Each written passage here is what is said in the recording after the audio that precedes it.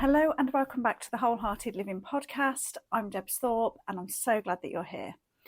This is episode 7 of series 2, where we're exploring the journey back to wholeness. And today we're diving into something that might be the hardest practice of all for some people, but it's also the most transformative. And that is meeting yourself with kindness. Now, before we go any further, I need to be honest with you about something. And it's not easy for me to admit. I've spent over 20 years as a counsellor, therapist and coach. I've held space for thousands of people with deep compassion, kindness and non-judgment. In the therapy room, I meet people exactly where they are with complete acceptance. But outside of that room, I know I can be incredibly judgmental about myself and others. Harsh, critical, and for a long time, I didn't even realise it. I judged people for their choices. I had relentlessly high standards, not just for myself, but for everyone around me. And I genuinely didn't consider myself a kind person, which is a strange thing to say when your entire career is built on helping people, isn't it? But here's what I've come to understand. My judgment of others was never really about them. It was my inner critic turned outward. The same voice that told me I wasn't good enough, that I should be doing more, that I had to be perfect. That voice didn't just criticise me, it criticised everyone. And it wasn't until I realised the cost of letting that critic run the show that everything began to change. So today we're going to explore why self-compassion is not self-indulgence and why high achievers especially struggle with this, where your inner critic came from and what it's really costing you. We're going to dive into one of the most useful metaphors that I use when it comes to dealing with your inner critic, why stress and exhaustion make the critic even louder and what to do about it, and most importantly, how to actually practice meeting yourself with kindness, even when it feels impossible. This is stage 3 of the wholehearted technique, and it's foundational. Because without compassion, all the other work becomes another way to punish yourself for not being enough yet. So take a breath, settle in, and let's begin.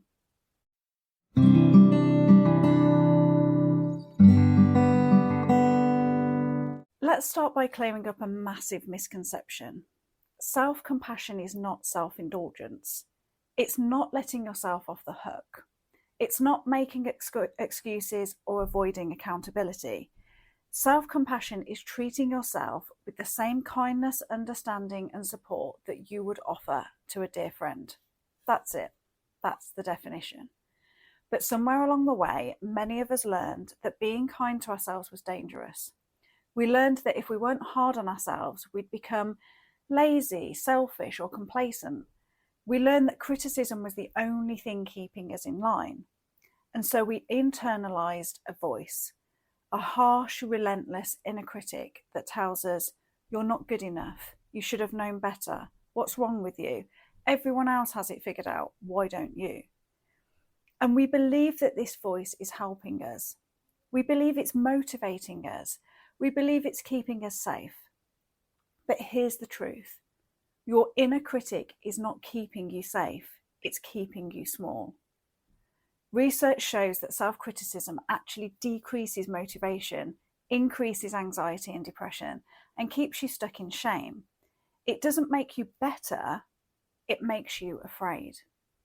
Self-compassion, on the other hand, increases resilience, motivation, and the ability to learn from mistakes. It doesn't make you complacent, it makes you brave. Because when you know you'll meet yourself with kindness no matter what happens, you're willing to take risks. You're willing to try. You're willing to fail and get back up. Self-compassion is not weakness, it's the foundation of wholeness. Now, I want to talk specifically to the high achievers listening because I know many of you are. You're the visionaries, the creatives, the entrepreneurs, the healers, the ones who are always pushing, always growing, always reaching for more. And if that's you, I need you to hear this. Your inner critic is not what made you successful. It's what's keeping you from experiencing your success. Let me explain. High achievers have a particularly vicious relationship with their inner critic, because for you, that critical voice isn't just harsh, it's strategic. It sounds like this: if you're not constantly pushing, you'll fall behind. If you're satisfied with where you are, you'll stop growing. If you're kind to yourself, you'll get complacent. Your standards are what make you excellent. Don't lower them. And here's the thing: this voice has gotten you results. You've achieved things, you've built things, you've created things. And every time you did that, that critical voice was there saying, good, but not good enough yet, keep going. You've come to believe that the criticism is what drives you, that without it, you'd lose your edge. You'd become mediocre. You'd stop mattering. But I want you to consider something. What if your inner critic isn't what made you successful? What if you succeeded despite it, not because of it? Here's what I see with high achievers all the time. You achieve something incredible, like a promotion, a successful launch, a milestone, a breakthrough. And instead of celebrating, you immediately move the goalpost. Okay, that was good, but now I need to. You're never satisfied. You're never enough. The finish line keeps moving. And underneath all that achievement, you're exhausted, you're burned out, you're disconnected from joy, from presence, from the very life you're working so hard to build. You're succeeding on the outside, but you're suffering on the inside. That's the cost of letting your inner critic drive. It gets you results, yes, but it also gets you chronic stress and anxiety, burnout and exhaustion, imposter syndrome. So no matter how much you achieve, you never feel enough. Inability to celebrate or rest, disconnection from yourself and others, a constant feeling of not enough. And here's one you might not expect: judgment of others. Because here's what I learned about myself. When your inner critic is relentlessly harsh with you, it doesn't stay contained. It leaks out onto everyone around you. My high standards for myself became high standards for everyone else. My judgment of my own imperfections became judgment of others' imperfections. I didn't realise I was doing it. I thought I was just being discerning, having standards, expecting excellence. But really, I was projecting my own inner critic outward. And the most painful part, you never get to actually enjoy what you've created because the critic won't let you. It says, that was just the beginning. Now you have to maintain it. Now you have to do more. Now you have to prove it wasn't a fluke. So you keep running and running and running. And you call it ambition, you call it drive, you call it excellence. But really, it's just fear wearing a success suit. Let's dismantle the myth of my inner critic makes me successful once and for all. Your inner critic did not make you successful. Your vision, your creativity, your work ethic, your intelligence, your resilience, those made you successful. Your inner critic just convinced you that you had to suffer to deserve it. Think about it. When have you done your best work? Was it when you were terrified of failure, criticizing every move, white-knuckling your way through? Or was it when you were in flow? When you were excited, curious, energized? When you felt safe enough to take risks and try new things? I'm willing to bet it was the latter. Research backs this up. Studies show that self-compassion actually increases motivation because you're not paralyzed by the fear of failure, resilience because you can bounce back from setbacks, creativity because you're not afraid to experiment, performance because you're not wasting energy on self-criticism, and sustainable success because you're not burning out. Self-criticism, on the other hand, increases anxiety, depression, perfectionism, and burnout. It might get you short-term results, but it's not sustainable. You don't need your inner critic to be successful. You need self-compassion to be sustainably successful. Here's the question I want you to sit with. Are you driven by fear or are you driven by love? Fear says, if I don't keep pushing, I'll fail. I'll be exposed. I'll lose everything. Love says, I'm creating because I'm called to, because it matters, because I have something to offer. Fear says, I have to prove I'm enough. Love says, I'm already enough and I'm choosing to grow. Fear says, rest is dangerous, stopping means falling behind.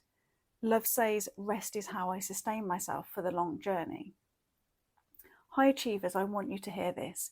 You can be ambitious and compassionate. You can have high standards and be kind to yourself. You can strive for excellence without punishing yourself for being human. In fact, self-compassion doesn't lower your standards, it raises your capacity to meet them. Because when you're not wasting energy on self-criticism, shame, and fear, you have more energy for the actual work, for the creativity, for the vision. When you meet yourself with kindness, no matter what happens, you're willing to take bigger risks. You're willing to fail and learn. You're willing to innovate. Self-compassion doesn't make you complacent, it makes you brave. Now I want to share with you a metaphor I use all the time with my clients, and it's one that completely changed how I understand my inner world. Imagine all the various parts of yourself are passengers on a bus. You've got the nurturer, the critic, the inner child, the protector, the rebel, the perfectionist, the wise one, the playful one. All these parts are on the bus together. They all have a voice and they all have a role. But here's the question: who's driving the bus? For most of my life, the inner critic was driving the bus. And let me tell you, the vibe on that bus was not a nice one. The critic is at the wheel, white knuckling it, barking orders, criticising every turn, every decision, every moment of rest. We're not going fast enough. Why did you take that route? You should have known better. Everyone else is ahead of us. We're falling behind. And all the other parts, they're sitting in the back silent, terrified, because if they speak up, if the inner child says, I'm tired, can we take a rest? Or if the nurturer says, maybe we need to slow down, the critic will character assassinate them. You're weak, you're lazy, you're pathetic, sit down and be quiet. So they do. They sit in silence and the critic keeps driving. And here's what happens. The bus becomes a prison. No one feels safe, no one can speak, no one can breathe. The critic thinks it's protecting everyone by staying in control, but really it's suffocating everyone. And eventually, the bus crashes. Burnout, breakdown, collapse, because the critic doesn't know when to stop. It doesn't know how to rest. It only knows how to push. That's what happens when your inner critic is driving. So, here's what I want you to try. Spend some time changing the driver. Take your critic out of the driver's seat and put them in the back of the bus. Not off the bus. They're still there, they're still part of you, but they're not driving anymore. And then put your coach in charge, or your wise self, or your compassionate self, whatever you want to call it, the part of you that's kind, grounded, that's wise. Now observe, feel what changes. When the coach is driving, the entire vibe on the bus shifts. The coach says, okay, everyone, where are we going? What do we need? The inner child speaks up. I'm tired, can we take a rest? And instead of being criticised, the coach says, thank you for telling me. Yes, let's pull over and rest. The nurturer says, we've been pushing really hard. We need to eat something nourishing. The coach says, you're right. Let's take care of ourselves. The perfectionist says, but we're not there yet. We have so much more to do. And the coach says, I hear you, and we'll get there, but we're going to do it sustainably. Okay, we're not going to crash the bus trying to arrive 5 minutes earlier. Do you feel the difference? When the coach is driving, everyone on the bus feels safe. Everyone has a voice. Everyone is welcome. The critic is still there in the back seat, and sometimes it pipes up, we should be going faster, we should be doing this. And the coach can acknowledge it. I hear you, thank you for trying to keep us safe, but I've got this. You can rest now. When the coach is driving, you're not running from fear, you're moving towards love.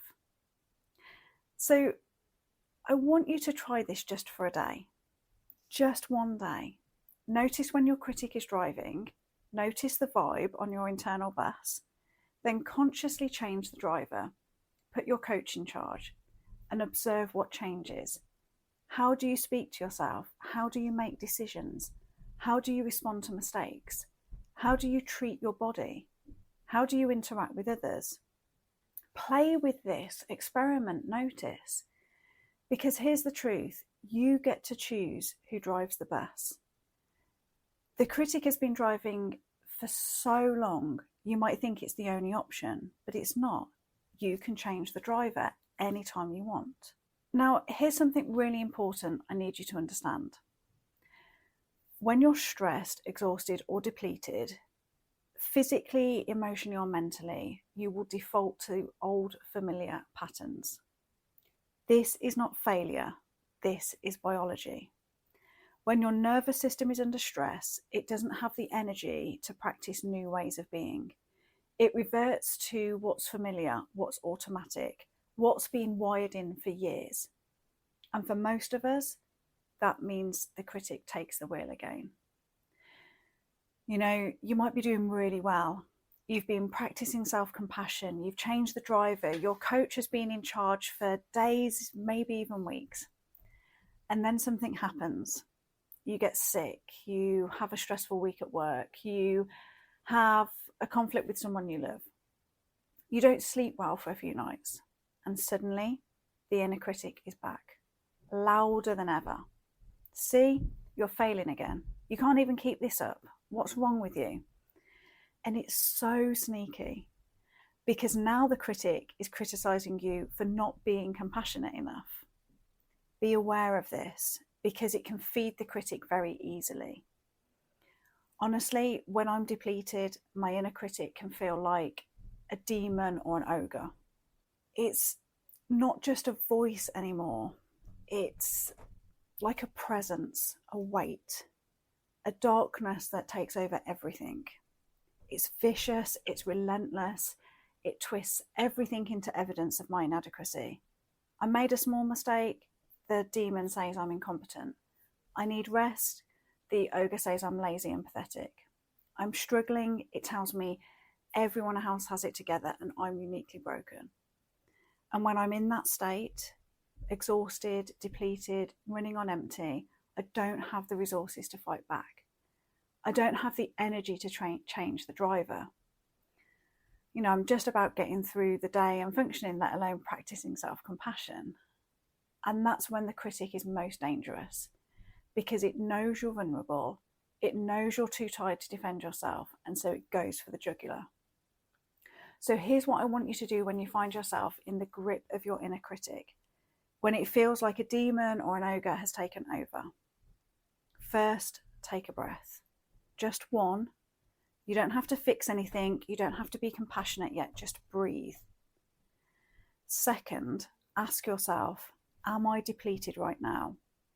Not what's wrong with me, not why can't I handle this. Simply, am I physically, emotionally, or mentally depleted right now? If the answer is yes, which it almost always is when the critic is this loud, then you need to know something.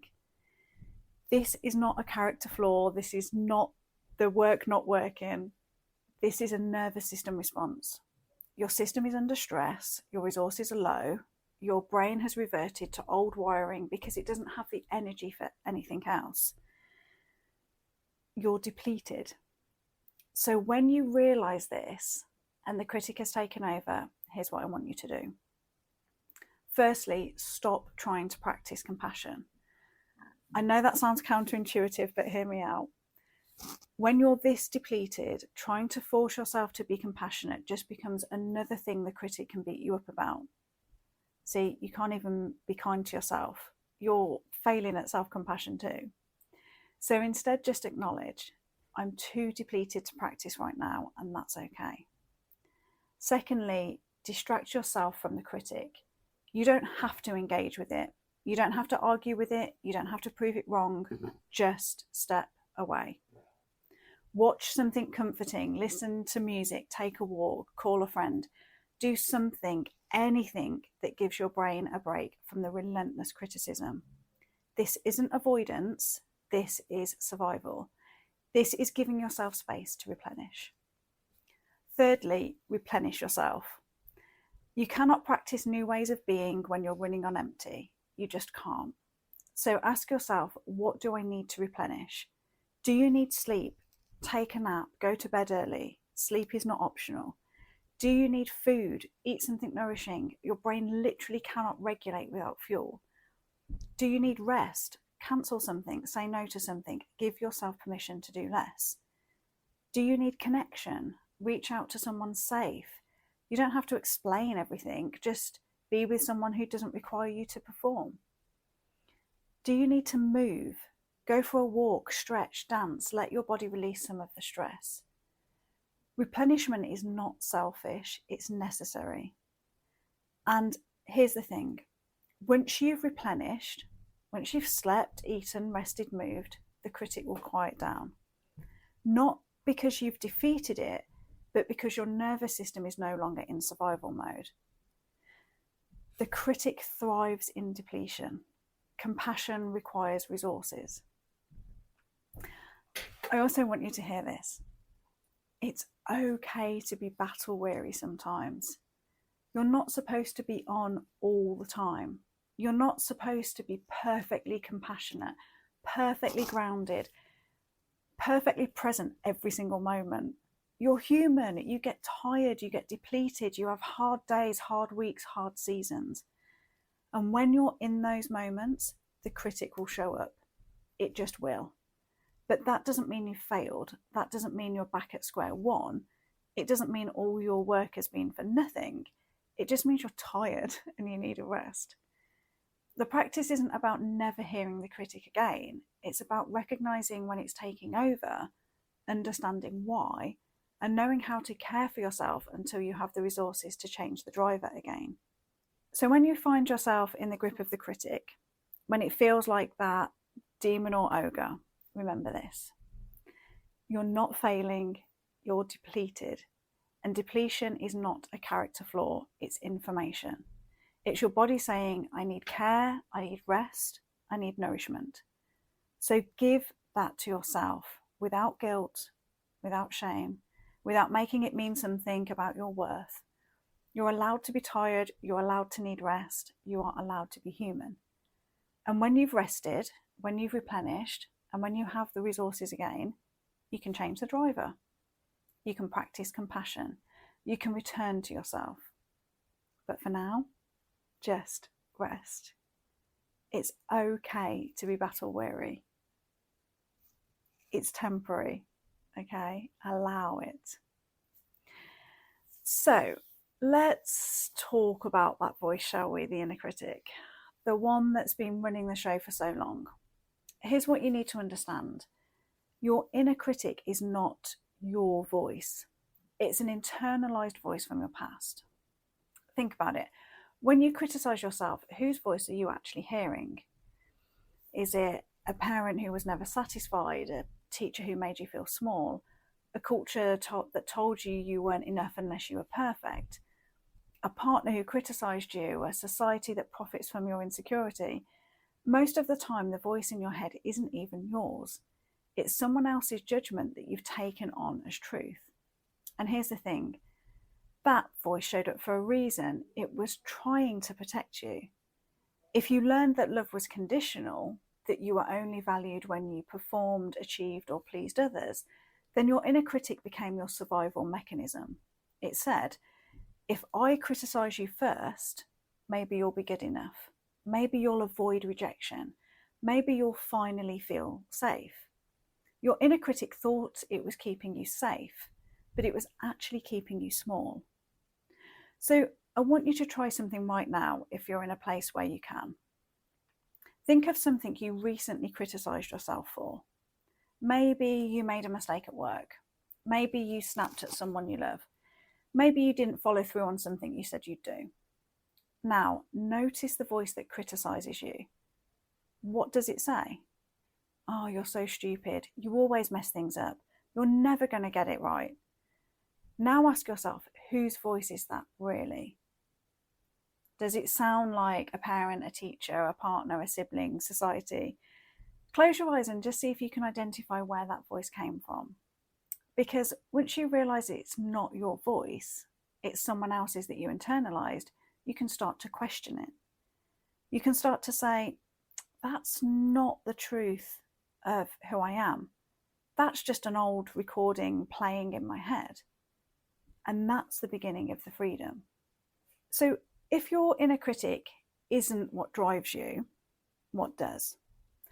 I want to introduce you to a different voice, not the critic, the coach. Your inner critic says, you're not doing enough, you're failing, what's wrong with you? Your inner coach says, that was hard and you showed up anyway. What can we learn from this? How can we adjust? Your inner critic says, you should have known better. You always mess things up. Your inner coach says, you made a mistake. That's how you grow. What do you need right now to move forward? Your inner critic says, everyone else is ahead of you. You're falling behind. Your inner coach says, you're on your own timeline. You're exactly where you need to be. Keep going. Do you feel the difference? The critic tears you down. The coach builds you up. The critic keeps you small and afraid. The coach helps you to grow and expand. The critic is rooted in shame. The coach is rooted in compassion. You don't need to get rid of your drive, your ambition, or your standards. You just need to change the voice that's holding them. Here's how you practice this shift. Notice when the critic is speaking. Just be aware. Oh, that's just my critic. Then thank it for trying to help. I know this sounds strange, but the critic genuinely thinks it's protecting you. So acknowledge that. Thank you for trying to keep me safe. I know you're scared, but I've got this. Then ask, what would my coach say right now? If your wise, compassionate, grounded self was speaking, what would they say? Write it down, say it out loud, let that voice have some space. And then practice, practice, practice. This won't happen overnight. Your critic has been driving for years, maybe even decades.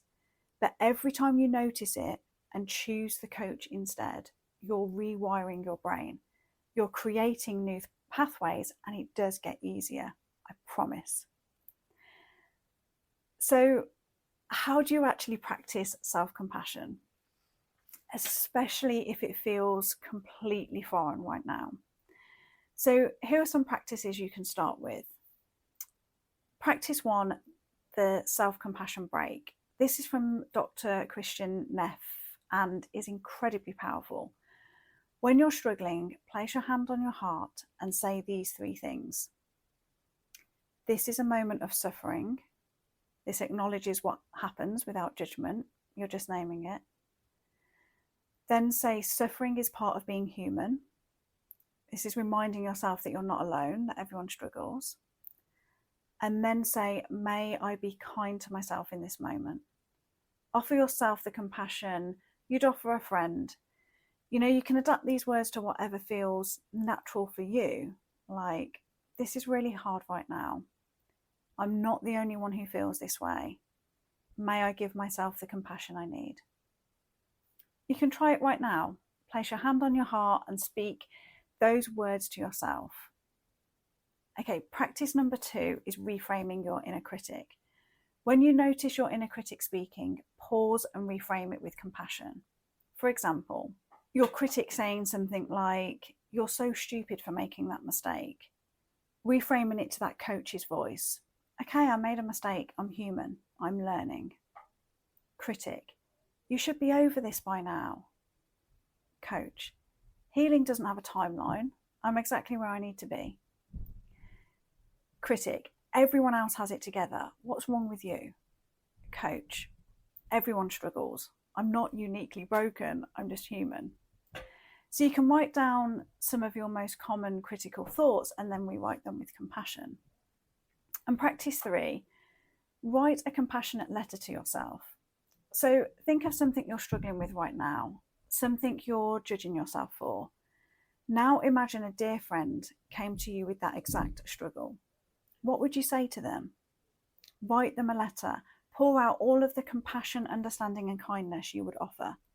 Then read it back to yourself, because you deserve the same compassion you so freely give to others. Practice 4, safe touch. We talked about this in episode 4, but it's worth repeating here.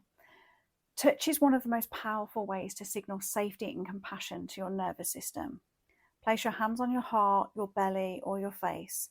Hold yourself gently.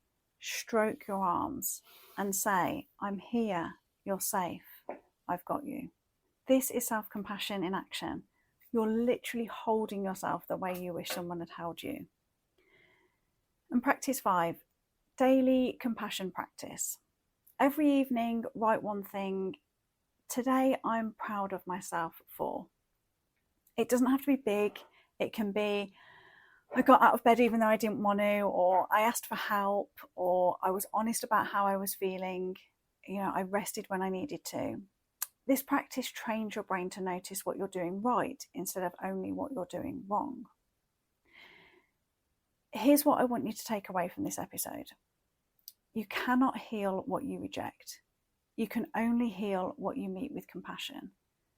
Your inner critic is not the truth about who you are. It's an old recording, a survival mechanism, a voice you internalize to try to keep yourself safe. But you don't need that voice anymore. You're safe now and you deserve kindness. Self-compassion is not weakness. It's not self-indulgence. It's the foundation of wholeness. Because when you meet yourself with compassion, you stop running from yourself. You stop trying to fix, prove, or perform your way into worthiness. You just come home. So some practices to try this week. So firstly, play with the best metaphor. Notice when your critic is driving, consciously change the driver, put your coach in charge, and observe what shifts. Secondly, watch for depletion. When the critic gets loud, ask yourself, am I depleted right now? If yes, stop trying to practice compassion, just focus on replenishment. Distract yourself from the critic until you have resources again. Thirdly, choose one of the compassionate practices we talked about. Maybe it's reframing your critic. Maybe it's just placing your hand on your heart and saying, I'm here, you're safe, I've got you. Whatever you choose, practice it, even when it feels awkward, even when it feels like you don't deserve it. You do deserve it. You always have. So in episode 8 next week, we're moving into stage 4 of the wholehearted technique, which is all about aligned boundaries. We're going to talk about why saying no without guilt is an act of self-respect, how to set boundaries that actually stick, and what to do when people push back. Because compassion for yourself also means protecting your energy, and that's what we'll explore next. Until then, be gentle with yourself. Notice when the critic is driving, change the driver when you can, and when you can't, when you're too depleted, just rest. It's okay to be battle weary. You're still whole. Thank you for being here. Thank you for doing this work. Thank you for choosing to meet yourself with kindness, and I look forward to seeing you next week.